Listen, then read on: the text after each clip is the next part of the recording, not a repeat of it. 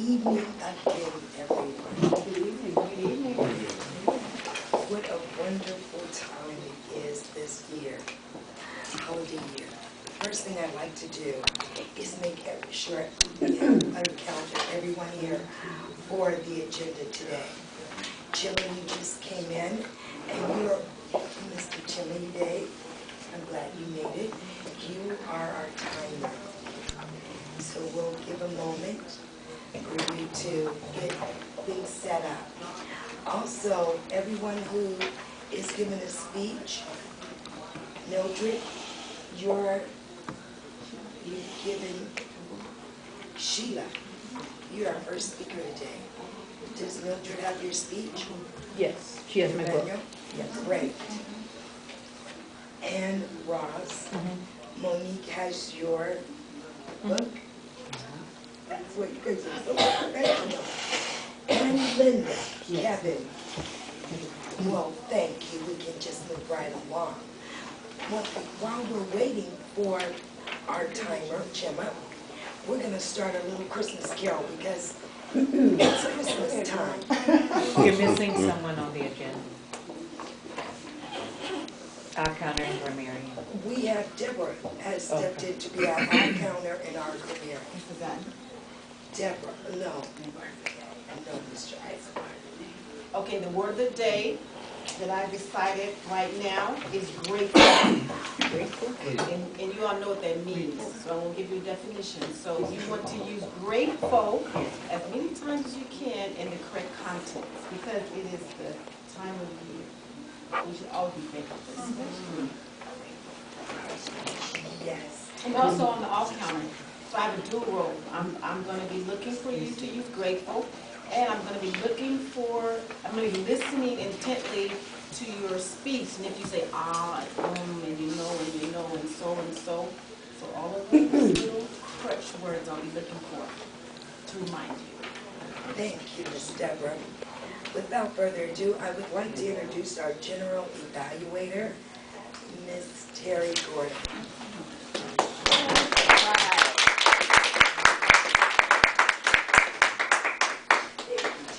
Thank you, Madam Toastmaster. Good evening, ladies and gentlemen, fellow Toastmasters and friends. As general evaluator, I will be evaluating the meeting, and I will be looking for things that you want to do or may be able to do and try to help you and guide you in that aspect. My evaluation team, well, we have already talked about them, and they've already been introduced. So I will thank you, and I'll be back. All right. Thank you. Okay, we are ready to get the evening started, but let's just have a little Christmas spirit first. Let's all just start by saying, Merry Christmas! Merry Christmas! Thank you. I love to say that. Just like brightens up a little, it puts a smile on someone's face. Just to know that you are that intended, whether you finished your shopping or not, whether you're broke, unemployed, whatever it is. But when you just say it with energy, it's received with energy. Okay? Let's get started with Sheila Houston.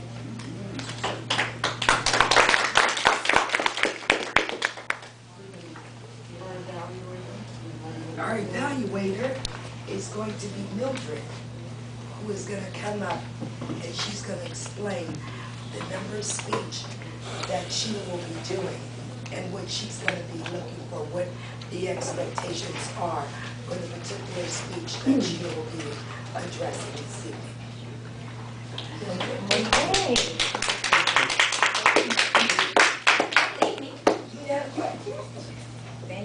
Very nice.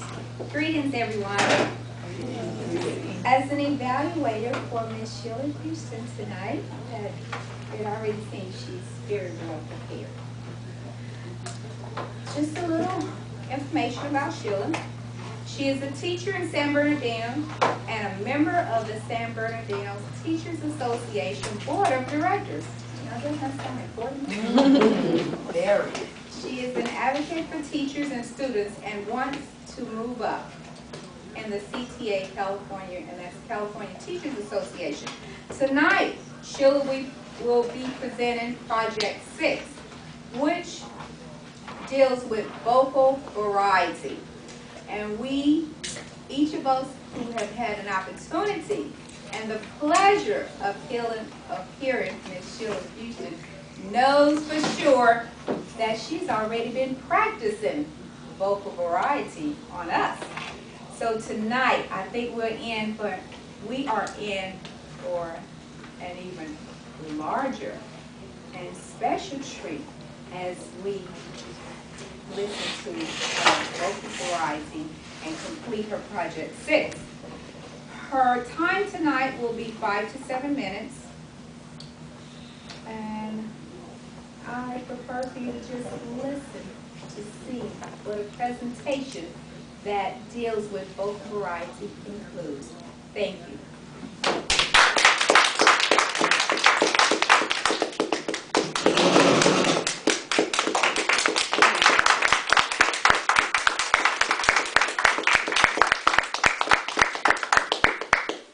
Five, six, seven. 5 to 7. Okay, thank you. When I was a young girl, I was what you would call a military brat. That means my father was in the Air Force and we traveled a lot.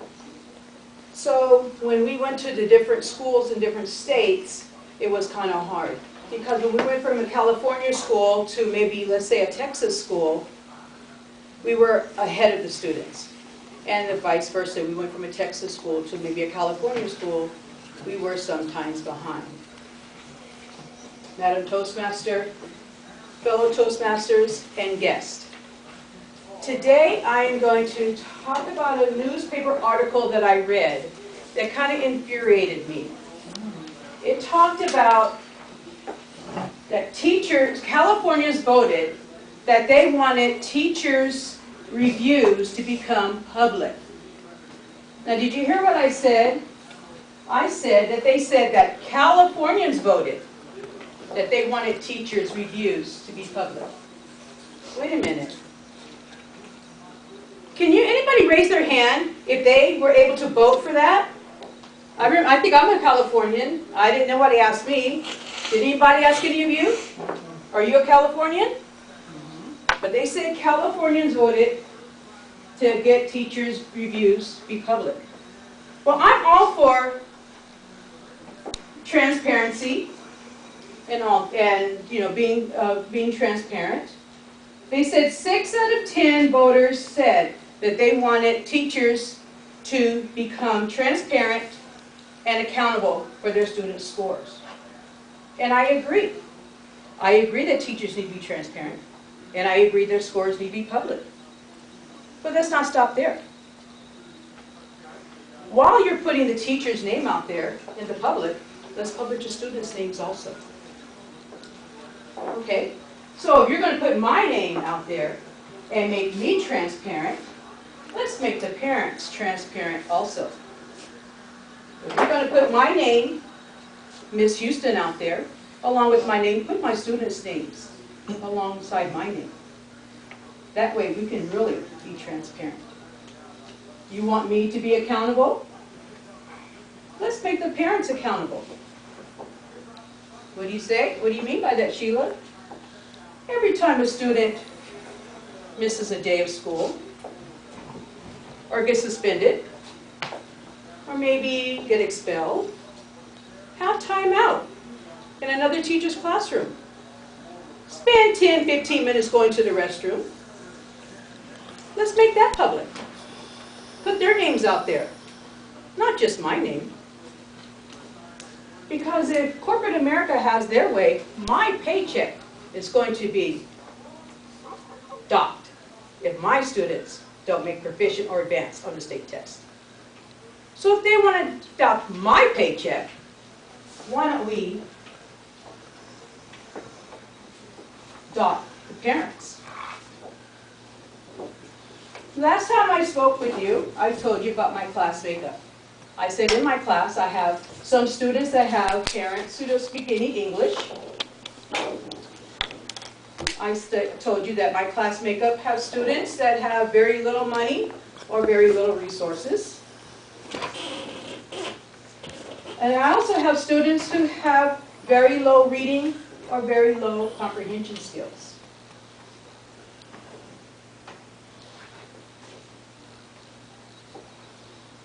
They tell me, as a teacher, and as a highly qualified teacher, that should not be an excuse. All of my students should be able to reach proficient by the end of the school year. If I can't use that as an excuse, then nobody should be able to use that as an excuse. Not parents, administration, or me. When they did the vote, they said 1,500 out of what? Maybe 225, about 25 million Californians voted? Well, that doesn't seem significant to me. I don't know where they got the 1,500 from. The 1,500 people said they wanted to make me transparent or significant or accountable for my students. I say no more excuses. No more excuses. If my students are RSP, what is RSP? Those are the resource specialist program students that have to have special resources just to make it in the regular classroom. Or they may have learning disability or be special ed. No more excuses because the parents don't speak English in the home and they have no help with their homework. No more excuses. No more excuses because Juan Carlos missed a month of school in the beginning because mom and dad decided to go to Mexico for vacation. That affects our test scores, and it happens every year. 2 to 3 of my students miss the first month of school because they go to Mexico for vacation. No more excuses. I feel if they want to attach my paycheck, why don't we cut the parents' income tax or welfare check? If Juan Carlos misses 5 days of school without a doctor's excuse, why don't we cut welfare or the state income tax? I think that's really fair. The test scores are already public. We have our API, which is an academic performance index. It measures the academic performance of the school growth. And we have our AYP, which is the adequate yearly progress. It just doesn't have the teacher's name attached to it.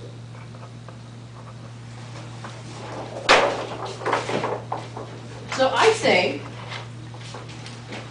yes, I agree. We all need to be transparent and accountable. But at the end of the article, mainly the people were saying they were just basically wanting to see that we have more parent involvement, reducing class size, and more money to struggling schools. And this is what it all is about, isn't it? Really. Don't you agree, Madam Toastmaster?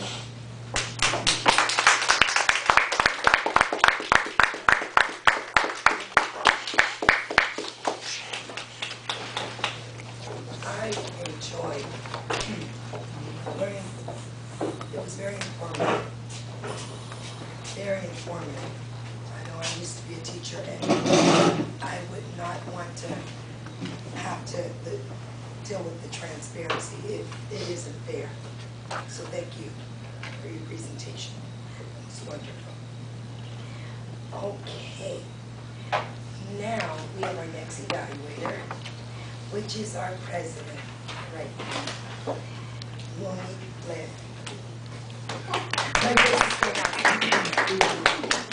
Thank you, Madam Toastmaster.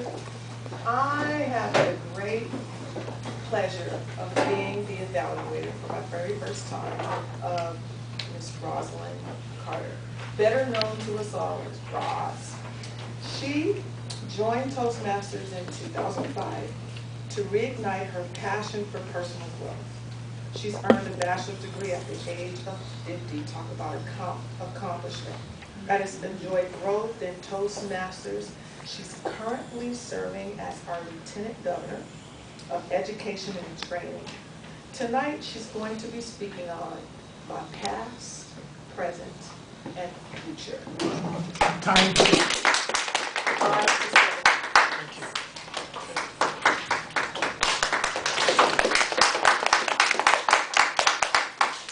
Thank you, Madam Toastmaster, fellow Toastmasters, and most welcome guests.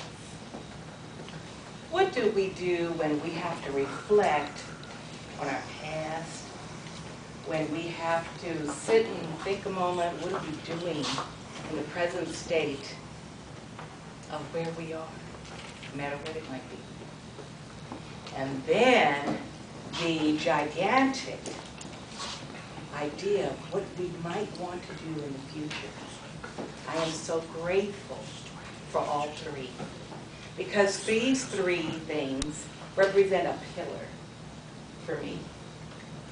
I could say that I am grateful for my past because of the way my parents raised me.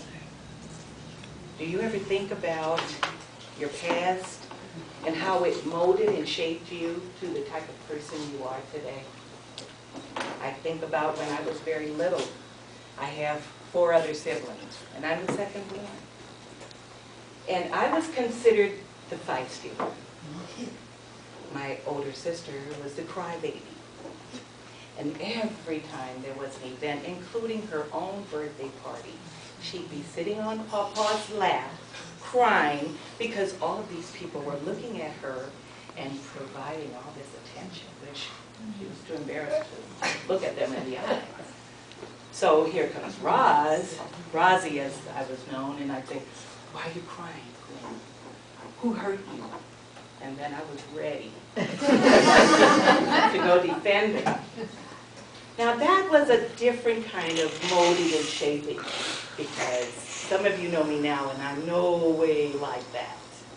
But I needed that trait for my past because of the way things happened in the South, in New Orleans, where we were challenged with the civil rights movement and black versus white, and you can only go up to this counter to get some food to eat, or up in the balcony to watch a movie. You couldn't even go get popcorn in the concession stands, because I came up in the area where there was color or white. In New Orleans, Louisiana, they also had a culture right in the center of that for people called Creole. And so with the Creoles, depending on what shade you were, sometimes they thought you were white. Or maybe your hair might have been an indication that you were really colored. Now, we transplanted to California, and let's fast forward about 10 years. And approaching California was supposed to be freedom, no racism, no bigotry, no anything. And so my present state, I was not too grateful about what we learned, because people looked at us and said, "¿Cómo está?" And the little country bumpkins everywhere, we said, "Huh? What you talking about?" I don't know what you're talking about. We didn't know Spanish, but people thought we were. So our present state evolved into shyness, withholding, where we thought we fit in and didn't quite. Fast forward 10 more years, and now I'm in college. I managed to make it through all of those frustrating moments, and I was shaped into a person who was not going to let anybody tell me what to do. So in college, there were some people who were saying, "Why are you here? You don't belong here." Well, guess where I was, of all places? Helena, Montana. How I ended up there is another speech. But I get on the plane with a coat because I'm thinking Montana's cold, snow. I get out there and it's 108 degrees in September, and I was not prepared for everything else that occurred.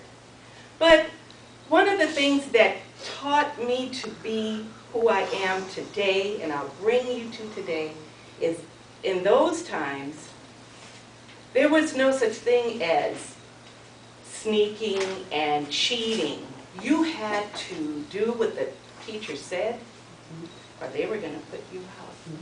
And I didn't want to be lost in Helena, Montana, without any family or friends or people like me, and feel lost.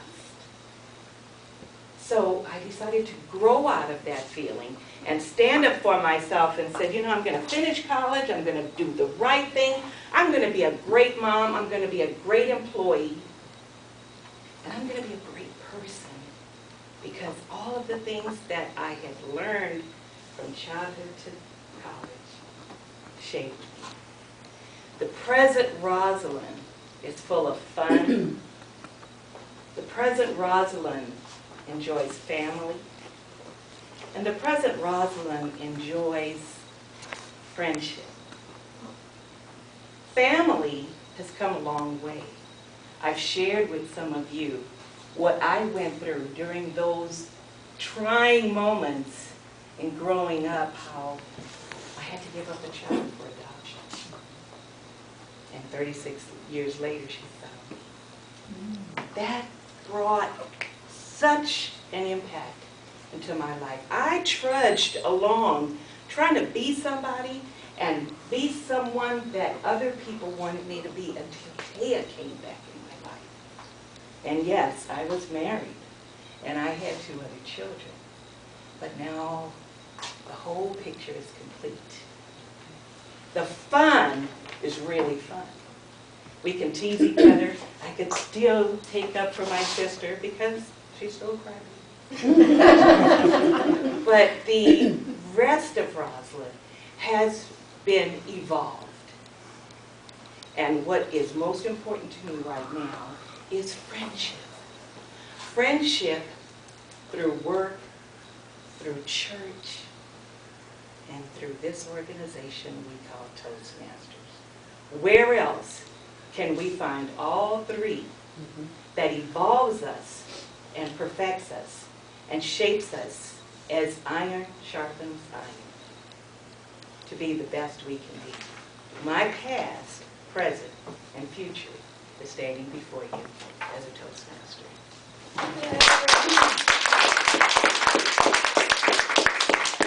That was awesome. Thank you for sharing.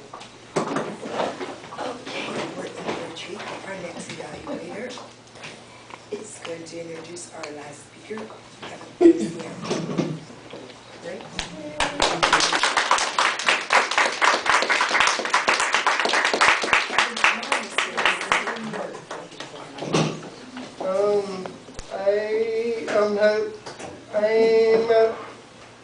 I will be doing an eval for, I'm actually moving the window right here, and she's a member of the, she's a member of the Black Chamber of Commerce, she is also a charter member, and she's actually the founder of our club. And she's a community activist, or the gold communicator going, or silver president, or CEO, founder of Rainier Valley Black Chamber of Commerce, a mother of 3, and she has four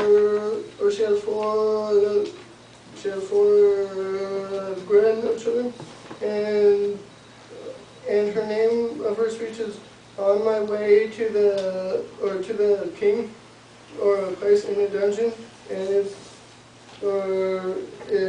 5 to 7 minutes, and her objectives are entertaining the alliance by relating, a personal experience, modernized, and entertaining speed for maximum impact.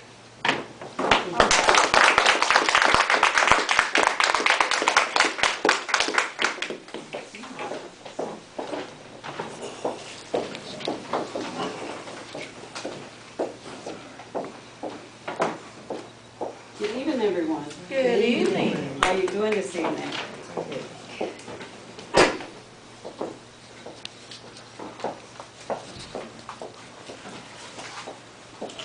On my way to the King Palace in the dungeon. This is a story, a biblical story. This time of year, we have our season to be jolly, peaceful, love, and all those things. The Bible itself is an inspiration. This story is about Joseph. Joseph was the youngest son and the lineage of Jacob, but the youngest son of Israel. He had other sons, and he was the youngest, only 17 years old. His job was to tend to the sheep. Some of us are guilty when we have our baby or the youngest, we give more attention to them, which sometimes cause the other siblings to be evil, envy, and do evil things to the baby when no one is around. I'm the baby of my family, so I know. I was told not to go in the candy jar around Christmas time. I don't know, I'm from the South. We used to have these big old candy canes and, you know, spiritual type candy, and you break it with a rock and put it in the candy bowl. So my mother told them to watch me. Don't let me go in the candy bowl. So every time I try to go, they will spank my hand, my siblings. And I finally got tired of them, and I caught them in the bedroom, or a room, and then I went in my mother's room and locked the door and ate the whole bowl. I was sick. I was sick. So the youngest sometimes is the favorite because you have to kind of baby them. Some people do that. So Israel favored this child because not only in his spirit, he felt this child was something special. So he made him a coat of many colors. And he didn't know why he made that coat, but he was inspired. This coat, the fabric you see on the floor, has many colors, represent many nations. And it will come to order of clay that you will understand what I'm talking about, the nations. They envied, his siblings envied him so terribly because he woke up one morning and had a vision, a dream. The dream was that while he's tending to the sheep and they grazing the grass, other sheep around came, and that was the brother's sheep, and he said, but their sheep bow down to his sheep. And they say, you crazy. You think our sheep, you better than us? Who you think you're going to rule over us? So they hated him. They really got to past envy to hate. He said, yes, this is my dream. He said, oh, you foolishness, etc.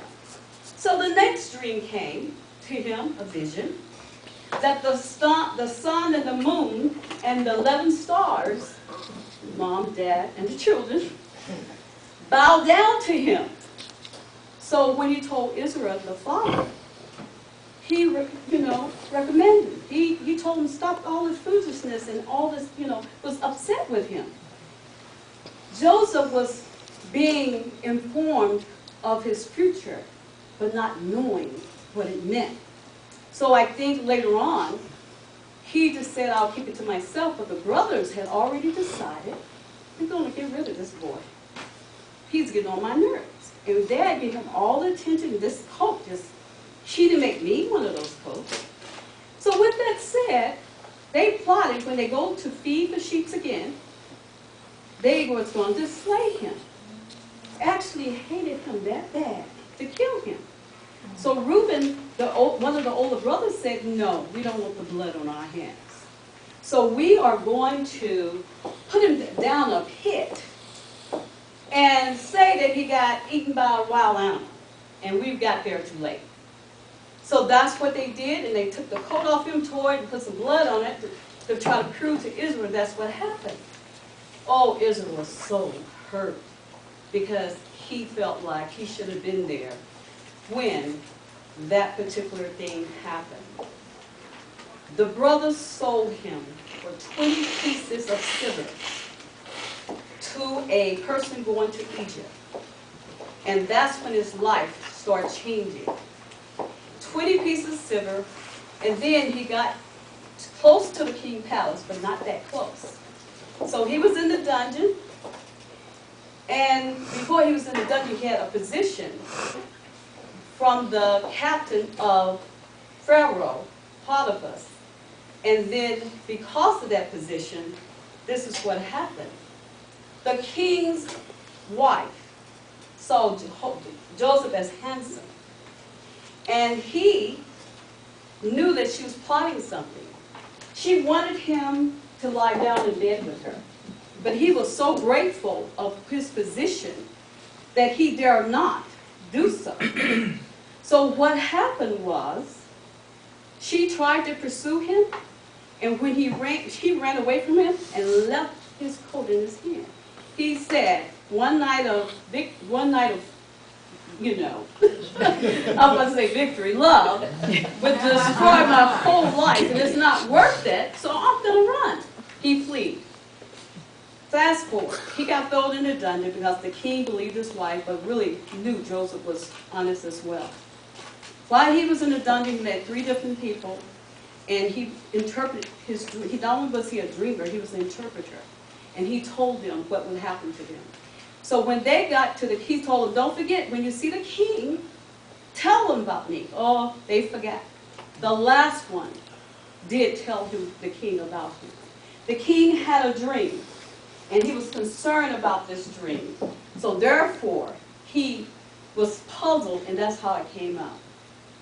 With him telling him about his dream, and all the things interpreted, he wound up being the administrator of the king from the dungeon to kingship. He became the administrator with a very nice coat. And he planned this meal for his brothers, and he got his brothers and his family back together because he made sure the finemen would not only feed the palace, it fed many nations, the whole world. Thank you.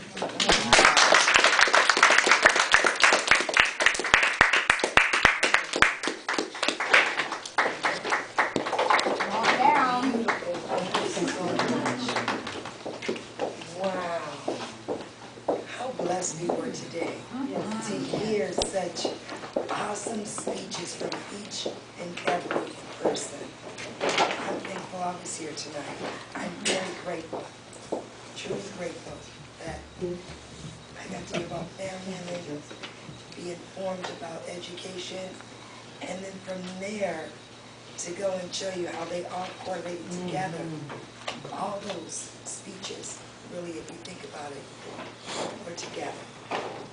So thank you. Well, now it is time for our vote.